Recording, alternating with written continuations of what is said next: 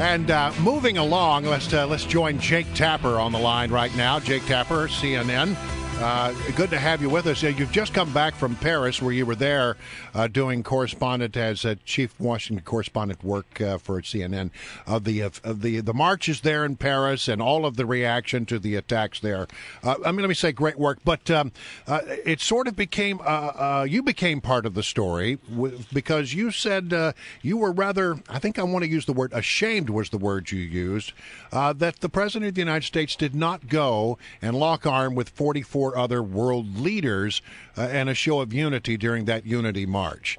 I know that you as a newsman don't like being part of the news, but you felt very strongly about this, obviously.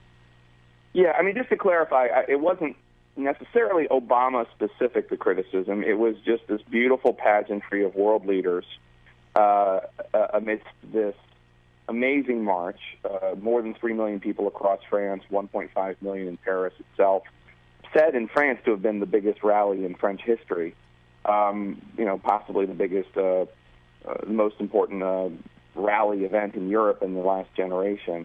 And I just looking at the leaders who were there, the French president and the German chancellor and the British prime minister. You had Netanyahu from Israel and Abbas from the Palestinian Authority, the leaders of Turkey and Jordan and others.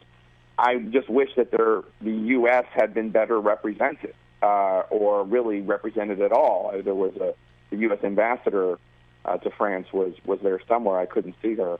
But whether it was Obama or whether he had sent somebody like Clinton or George W. Bush, or whether Biden was there, or anyone of note, anyone that the world would recognize, that would have been very nice. And well, yes, but you used a pretty strong word there when you said ashamed. Why were you ashamed?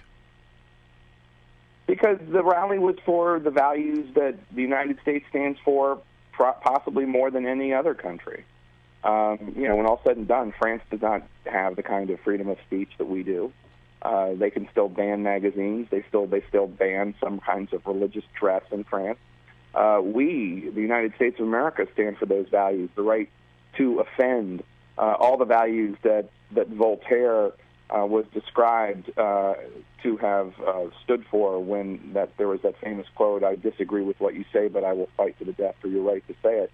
The United States embodies those values more than any other country in the world. And here we have this amazing display of unity, and it wasn't just the world leaders; it was also just the masses of French people who were there, and French Muslims holding signs saying "Not in my name." There was a French Muslim woman holding a sign saying "Je suis juif," I am a Jew, standing in solidarity with the Jewish people. And it was just an amazing thing to report on, a once-in-a-lifetime type of thing to report on. And then just as an American, I look on the crowd, and especially the world leaders who obviously were in a separate area because of the security concerns, and I think, well, where's my country? We represent these values more than anyone. Jake Tapper, great reporting from CNN, as always. And I could tell in your live reports that you were feeling the moment, and you were feeling the gravity of it all. I wonder, you mentioned the young Muslim woman with the sign in French that says, I am Jewish. And I also saw pictures of women, Muslim women, who were wearing their garb, covering their hair and such, and they covered their face with a French flag. It was quite moving. When you talked to the people, they recognized you, I'm sure. Did you hear from them? Were they saying, what's happening in America? What's the mood in America? Is America with us? Were they questioning our solidarity? No, not at all. I did not hear from any French person saying that. They were much more.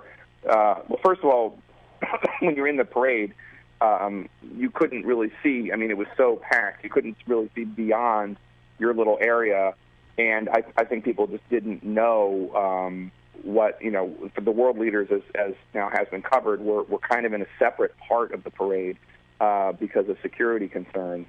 When you get Netanyahu and Abbas, and the Prime Minister of Turkey and the King of Jordan, people, people who couldn't walk down a block, in most countries without somebody assaulting them at the very least, you're going to have a lot of security concerns. But they had no idea who was there. And as a general principle, I think the French know that the United States stands with them on these issues.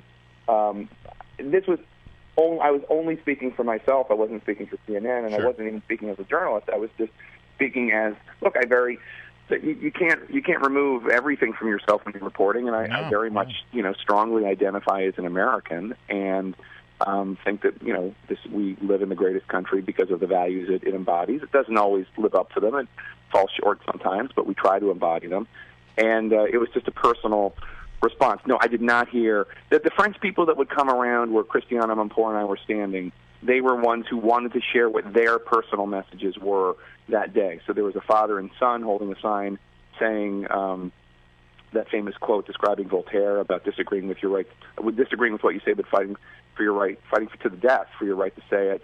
There were Muslims holding signs saying "Not in my name." There were others saying from Syria, people who were active in the Syrian conflict. One man from Kobani, the city that's been laid siege by ISIS, saying that this was the same war. Kobani, Charlie,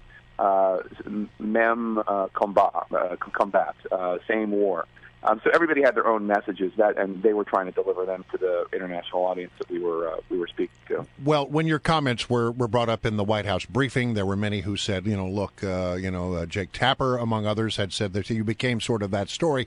But then the story sort of evolved, and questions were asked, and these were very hard questions posed of Josh Earnest about why this White House seems to be reluctant to use the term radical Islam. Listen to just a bit of that.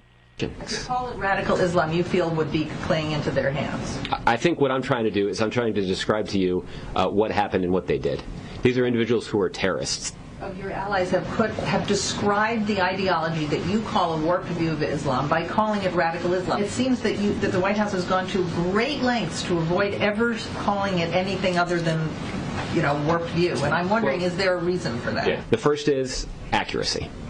We want to describe exactly what happened. Again, I'm not going to criticize anybody who chooses to use that label. So he's not going to criticize, but it's a label that the White House itself will not use, radical Islam.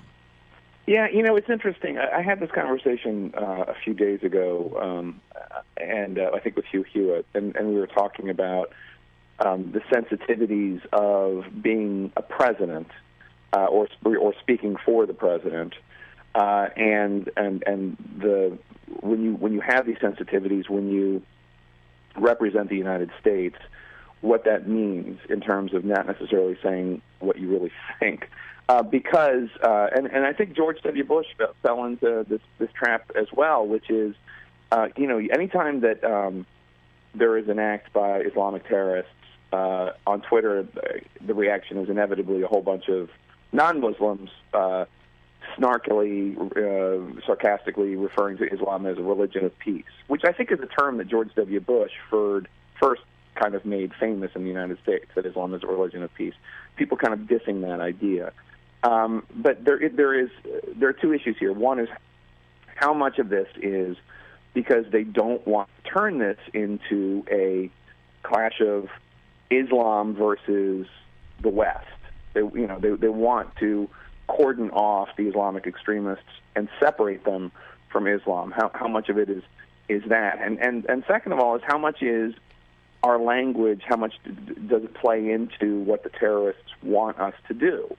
And I think that's a consideration. I'm not saying I side with the decision the White House has made, but I can understand why this White House and the one before it thinks about that, because you don't want this issue. What Islam would like, what the Islamic terrorists would like would be for everyone to alienate every Muslim and attack all mosques and attack all Muslims.